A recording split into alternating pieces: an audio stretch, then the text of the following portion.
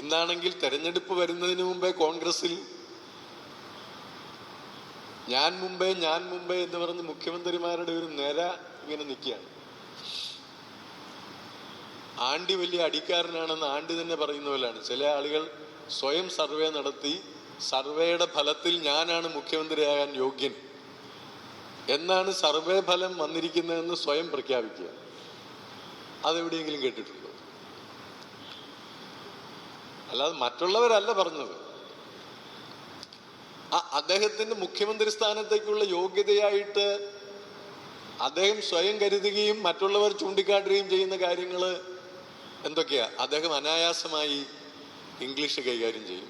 English അല്ല, ഏത് ഭാഷയും അനായാസമായി കൈകാര്യം ചെയ്യുന്ന വലിയൊരു കാര്യം തന്നെ, പ്രത്യേകിച്ച് ഇംഗ്ലീഷ്, ഇല്ലേ?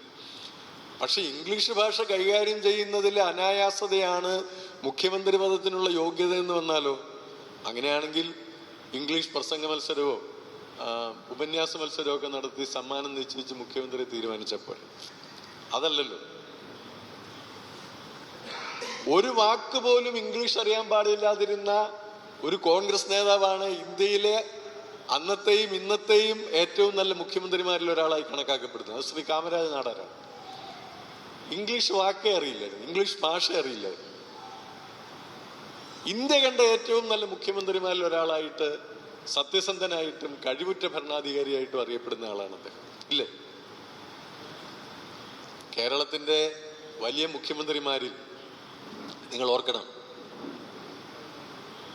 നയനാർക്കോ ശ്രീ കെ കരുണാകരനോ ശ്രീ വി എസ് അച്യുതാനന്ദനോ ഇംഗ്ലീഷ് ഭാഷാ പാണ്ഡിത്യം ഉണ്ടായിരുന്നെന്ന് അവരുടെ കടുത്ത അനുയായികൾ പോലും പറയത്തില്ല, ഇല്ലായിരുന്നു. പക്ഷെ അവരെല്ലാം വലിയ ജനനേതാക്കന്മാരും മുഖ്യമന്ത്രിമാരുമായിരുന്നു, ഇല്ലേ?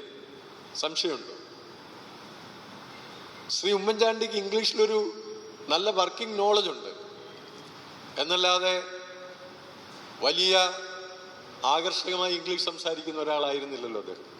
അതായിരുന്നില്ലല്ലോ അദ്ദേഹത്തിന്റെ മുഖ്യമന്ത്രി പദത്തിലേക്ക് അദ്ദേഹത്തെ പരിഗണിക്കാനുള്ള കാരണം. അതായിരുന്നില്ലല്ലോ അതിന്റെ കാരണം അദ്ദേഹത്തിന് ജനങ്ങളുമായിട്ടുള്ള ജൈവ ബന്ധത്തിന്റെ പേരിലാണ്.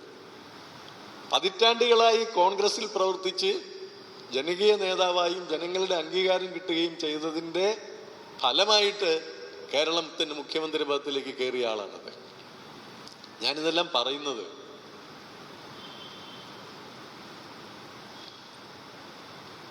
ജനങ്ങളുമായിട്ടുള്ള ബന്ധം മാത്രമായിരിക്കണം